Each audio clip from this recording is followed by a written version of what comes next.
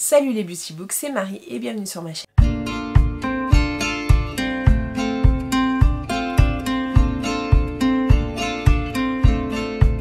J'espère que vous allez bien. J'ai mis mon plus beau haut fleuri. Je me les peine un petit peu mais c'est pas très grave. Je n'avais pas trop haut fleuri pour vous présenter ma pile à lire du Flowers Book Challenge. C'est la première année que je participe à ce challenge, pourtant tous les ans il me fait très envie, mais les années précédentes c'était un petit peu plus compliqué pour moi de lire, pour moi de faire des piles à lire comme ça, ou alors j'avais des thèmes un petit peu imposés qui matchaient pas forcément avec ça. Vous allez voir que pour les mois de mai et juin j'ai deux thèmes que je vais m'imposer, des mois spécifiques, mais ça vous le verrez assez rapidement je pense, et puis je vous ferai des piles à lire mensuel. Ce challenge a été organisé par Camille de la chaîne Madame Errance, que j'aime énormément, j'aime beaucoup son contenu, et donc c'est un challenge qui se déroule du 1er mai au 30 juin et qui a comme thème du coup les fleurs. Donc elle a sélectionné 9 fleurs je crois avec le bonus, et je vais vous expliquer tout ça. À chaque fois il y a soit deux thèmes disponibles par fleur, soit la couleur, soit la signification. Vous allez voir qu'à chaque fois j'ai choisi 2 romans, je n'irai forcément pas tout, mais j'avais envie de jouer le jeu, de prendre et la couleur et la signification. Donc on va commencer tout de suite. Et donc la première fleur, il s'agit de l'aconite, et donc c'est une fleur bleue ou qui signifie la trahison. Donc pour la trahison j'ai choisi l'atelier des vies brisées de Dawn G. Snyder. Puisqu'on parle de Première Guerre mondiale, à un moment donné il y a forcément de la trahison, donc voilà, c'est une des nouvelles sorties de Faubourg Marigny, j'ai très hâte de la découvrir.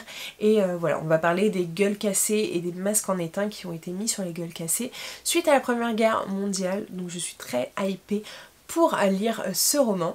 Et le deuxième roman que j'ai choisi, c'est pour la couleur bleue cette fois-ci, c'est Ce qu'elle a laissé derrière elle de Marie-Hélène Wiseman.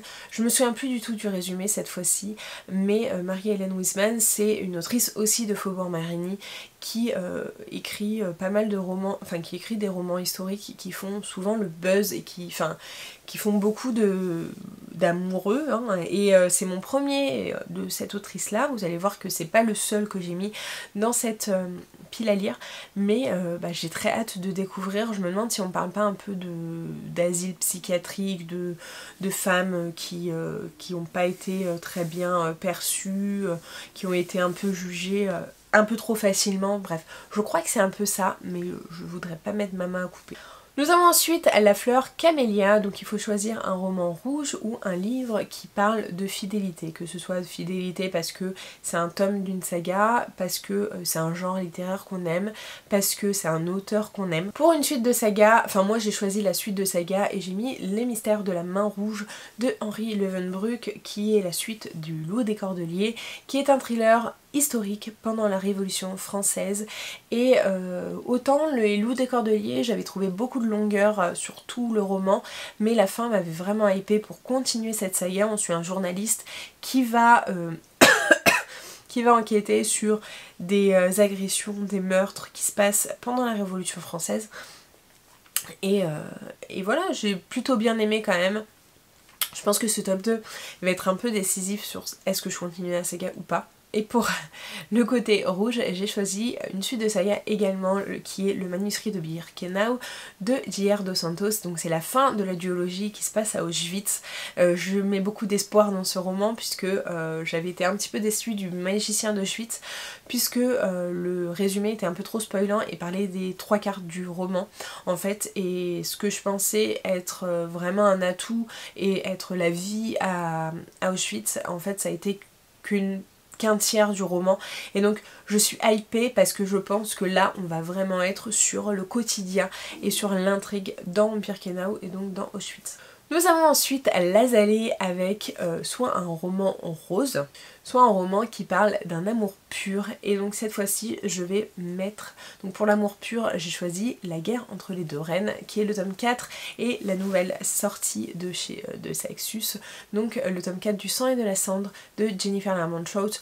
C'est pas, enfin si, pour moi c'est un bel amour, c'est une romantaisie, etc. C'est un couple qu'on adore, et je pense que l'amour pur va être hyper présent dans ce dans ce 4e tome vu la fin du 3e, donc je ne pouvais mettre que celui-ci. Le sang et la cendre, vous savez à peu près de quoi ça parle. On suit Poppy qui est une jeune pucelle qui doit rester pucelle pour être un peu sacrifiée pour toute la prophétie qu'il y a autour du royaume, sauf que elle va être titillée par un certain garde Hawk qui va arriver dans sa garde personnelle.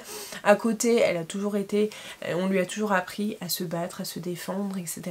Et donc il va y avoir tout un engouement autour, bon, c'est une romantaisie déjà, et puis il va y avoir tout un conflit de territoire, de peuple et d'histoire qu'on lui aurait à moitié révélé et surtout à leur façon. Donc voilà, tout ce qu'elle a toujours cru être vrai est totalement faux. En plus, elle a toujours été cachée, il fallait que personne ne voit son visage, il fallait qu'elle n'ait aucune interaction sociale ni rien. Donc voilà, j'aime beaucoup cette saga et j'ai hâte d'avoir le tome 4. Et pour le roman rose, j'ai choisi le seul roman rose que j'ai dans ma pile à lire. Et je ne pense absolument pas le lire, je vous avoue, je l'ai mis pour le mettre parce que j'adore faire des piles à lire. Mais je pense que ça sera le dernier que je lirai de cette pile à lire là, si je le lis. Il s'agit de Rose Madder de Stephen King, qui est un livre un petit peu d'horreur.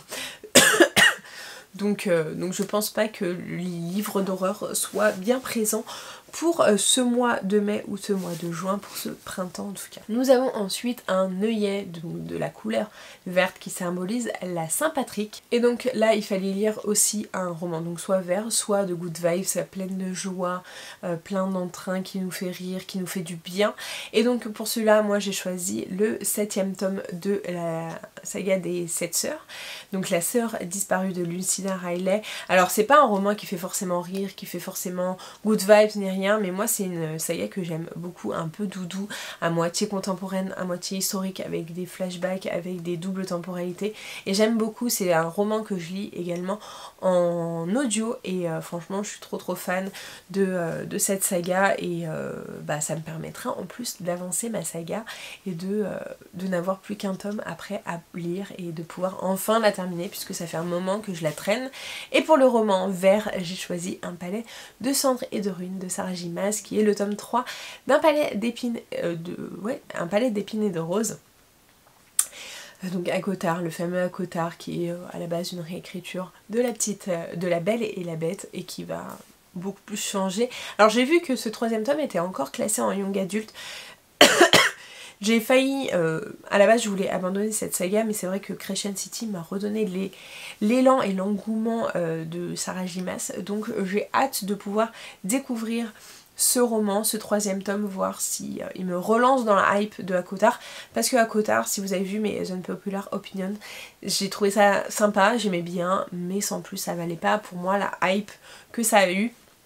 Mais peut-être que la lecture du 3e tome va me faire changer d'avis. Nous avons ensuite La fleur de la pétunia, et donc il faut un livre orange ou un livre qui nous met en colère. Enfin qui nous met en colère, non, qui met en avant la colère, qui est on fire, qui pète dans tous les sens.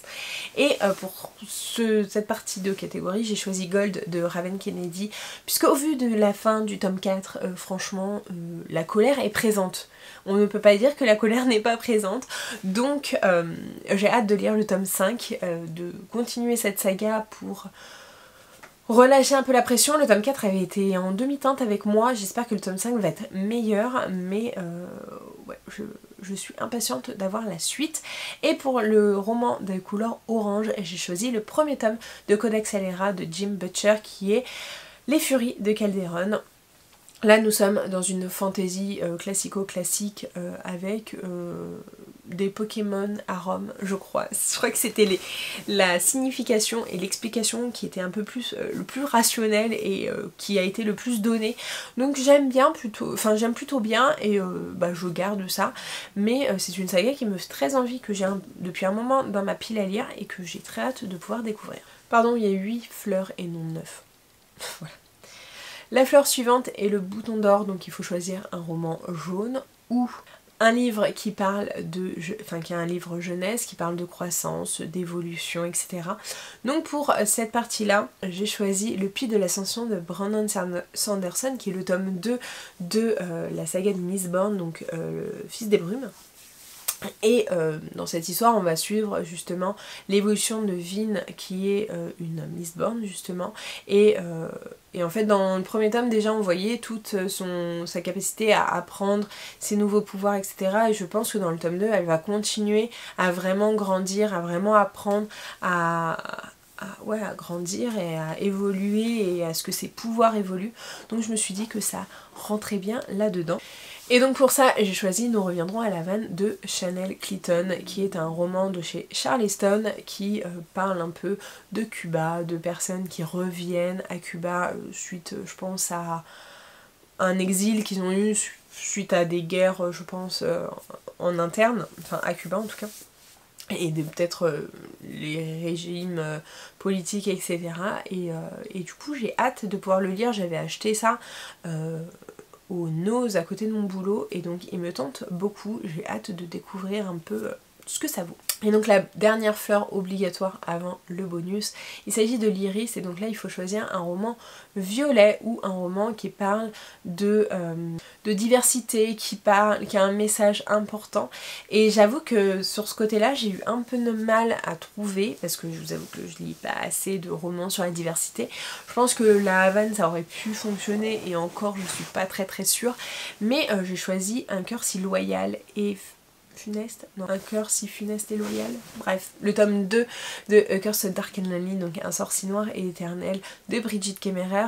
J'ai choisi ce roman puisque dans le tome 1, notre protagoniste féminine a un handicap physique, enfin un handicap invisible, et du coup je me suis dit que c'était le seul point qui pouvait à peu près rentrer dans cette catégorie. J'avoue que je triche un petit peu, sans vraiment tricher je pense, mais je savais pas trop quoi mettre à la place autre que ça, donc voilà, j'ai mis ça et puis on verra bien si ça va ou pas. Et pour le livre violet j'ai mis Divine Rivalité de Rebecca Ross, qui est une future parution chez De Saxus et qui me tente beaucoup. Le livre est violet de toute façon, et on va parler d'un échange de lettres en Enemies to Lovers avec un fond de guerre. Voilà, j'ai très hâte de découvrir, et ça a tellement fait de bruit sur la sphère anglophone que je suis très curieuse. Et donc la fleur bonus, il s'agit du muguet, donc il faut lire un livre blanc, soit un one shot, soit un livre qui nous sort de notre zone de confort. J'ai choisi un one shot parce que j'ai pas forcément envie de lire un livre qui me sort de ma zone de confort, et donc j'ai choisi Les Orphelins de Philadelphie de Marie-Hélène Wiseman, ou Hélène Marie Wiseman, bref, dans un sens ou dans l'autre, Hélène Marie Wiseman. Et donc encore une fois, ça c'est la parution de cette année, je sais pas trop, je me souviens plus trop de quoi ça parle, mais on va parler d'orphelins forcément, donc dans un milieu historique, donc j'ai hâte de découvrir cette fois-ci encore. Et donc pour le roman blanc, j'ai choisi le tome 2 de L'Épée de Vérité de Terry Woodkine, qui s'appelle La Pierre des Larmes, et voilà, il faut que je continue cette saga. Je l'ai commencé en décembre 2020 et vraiment il faut que je la continue puisque j'avais plutôt bien aimé le premier tome. On verra bien comment ça se goupille. En tout cas voilà ma pile à lire pour le Flowers Book Challenge. N'hésitez pas à me dire si vous participez à ce challenge, si vous avez lu un des livres que je vous présente, si les livres que vous avez prévu de lire pour ce challenge. N'hésitez pas comme d'habitude à liker la vidéo, à la commenter et à vous abonner. Je vous mets juste ici pour vous abonner, ici ma dernière vidéo, et en attendant une prochaine vidéo je vous fais de très gros bisous et je vous dis à très bientôt. Ciao!